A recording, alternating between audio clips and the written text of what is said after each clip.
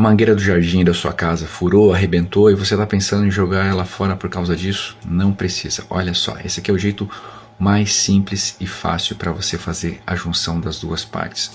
Você vai pegar, cortar um pedaço, colocar entre as duas partes ali, ó, porque não adianta você simplesmente pegar e passar fita, porque a pressão da água vai continuar vazando, não tem outro jeito, esse aqui é o melhor jeito. Aí você vai finalizar com enforca-gato para dar maior resistência e sustentabilidade.